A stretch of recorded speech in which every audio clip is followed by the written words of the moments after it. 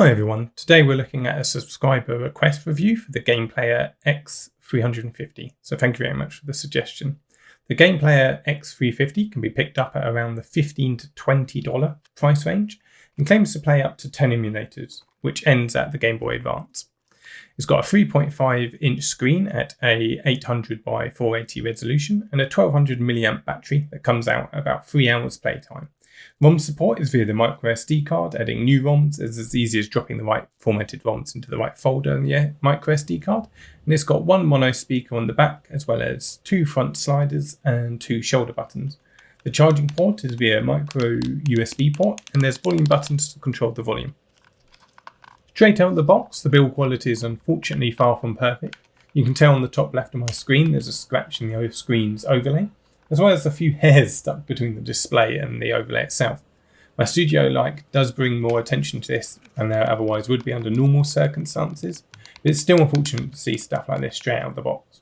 There's a very toy-like feel to the shell, with it made out of cheaper plastic, and the general build quality speaks to its budget origins. You'll notice the off-on slider isn't quite straight, the handheld rattles quite a bit while in use, and the shoulder buttons are quite stiff to use, as well as them using tail front sliders. With that said though, the handheld's design is surprisingly ergonomic. I like the little handles at the back, and although I wouldn't want to play any fighters or anything that needs absolute precision input on the X350, the D-pad is usable and the button's quite responsive, which is far more than I can say over previous Game Player handhelds I reviewed on the channel. It's incredibly light in the hand too, with the Game Player X350 coming up at only around 115 grams. This comes out very similarly to my favourite of budget handhelds, the PowerKiddy V90, which comes out at around 100.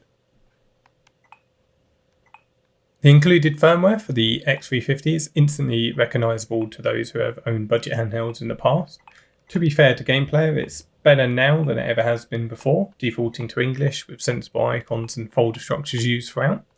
It does boot relatively quickly too, and gives you the option to jump straight into your last save state when starting a game, as well as other minimal options like looking for a game guide if available, and changing the resolution is possible.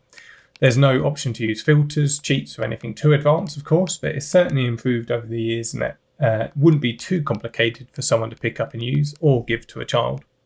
So I'll cut some gameplay now and summarise back up at the end.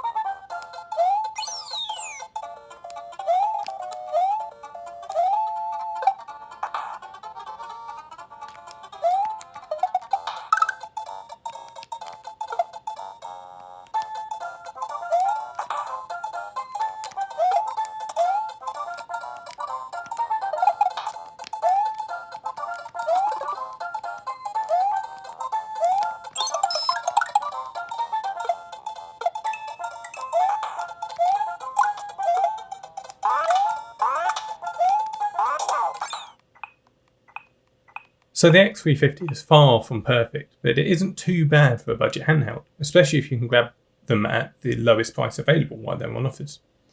Although there's screen tearing on both Megadrive and Super Nintendo, both Game Boy Color and Game Boy Advance play pretty well.